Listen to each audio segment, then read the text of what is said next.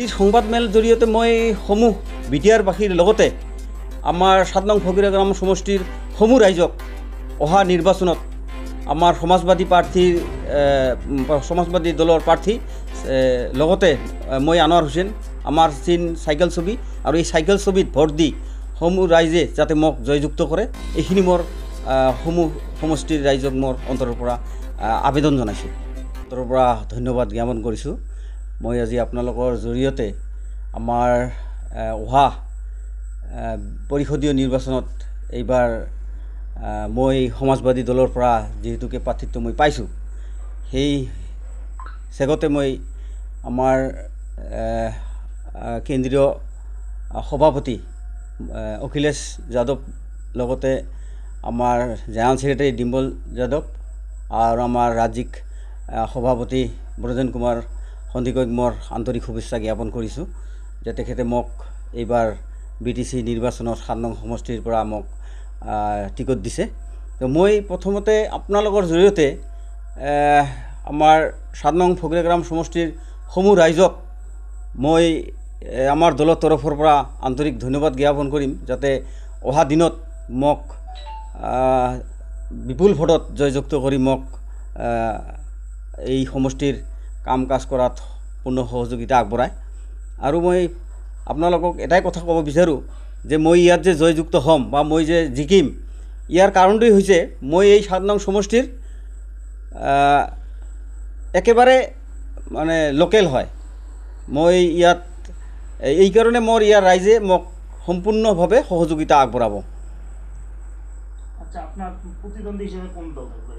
এইবাৰ প্ৰতিদ্বন্দ্বী হিচাপেতো মই দেখা পাওঁ মোৰ প্ৰতিদ্বন্দ্বীয়ে নাই, কাৰণ ইয়াত কংগ্ৰেছৰতো ইয়াত কোনো অস্তিত্বই নাই। কাৰণ যোৱা আমাৰ প্ৰয়াত তৰুণ গগৈদেৱৰ দিনতেই ইয়াত কংগ্ৰেছৰ যি মূল শিপা সেইটো উভলি পেলাই দিছে। তাৰপিছত আৰু ইয়াত কংগ্ৰেছ BTCত নাইকিয়াই হৈ গৈছে। ইয়াত কংগ্ৰেছৰ প্ৰতি ৰাইজৰ মোহভংগ হৈ গৈছে।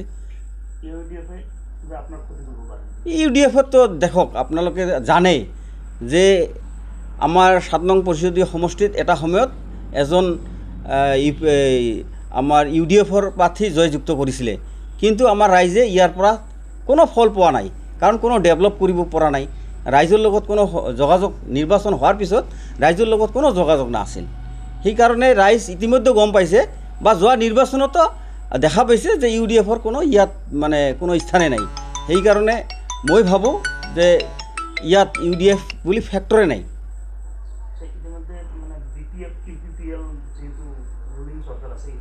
হয় হয়, মোৰ লগত যুঁজ হ'ব, কাৰণ ৰুলিং চৰকাৰ হয়। কিন্তু দেখা গৈছে যে UPPL চৰকাৰ হৈছে যদিও UPPL কোনো কাম কৰিব পৰা নাই।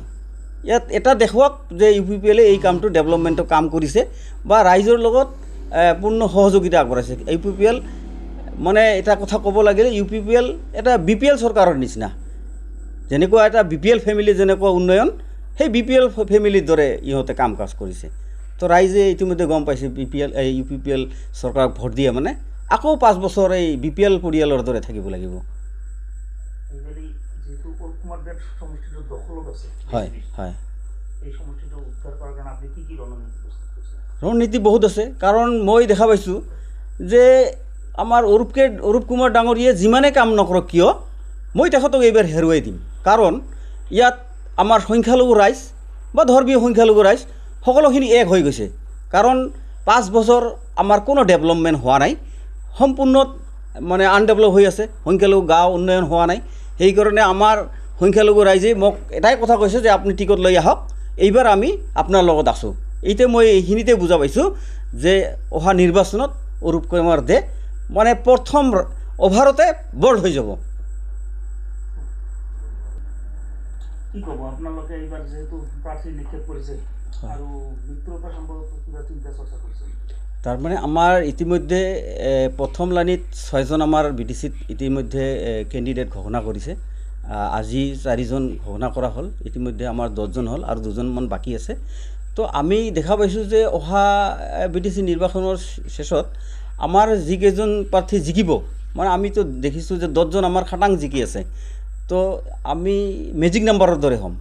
আমাৰ অবিহনে BTCত চৰকাৰ নহ'ব, এইটো খাটাং। এই সংবাদমেল জৰিয়তে মই সমূহ বিটিআৰবাসীৰ লগতে আমাৰ 7 নং ফকিৰা গ্ৰাম সমষ্টিৰ সমূহ ৰাইজক অহা নিৰ্বাচনত আমাৰ সমাজবাদী দলৰ প্ৰাৰ্থী লগতে মই আনোৱাৰ হুছেইন, আমাৰ চিন চাইকেল ছবি, আৰু এই চাইকেল ছবিত ভোট দি সমূহ ৰাইজে যাতে মোক জয়যুক্ত কৰে, এইখিনি মোৰ সমূহ সমষ্টিৰ ৰাইজক মোৰ অন্তৰৰ পৰা আবেদন জনাইছোঁ।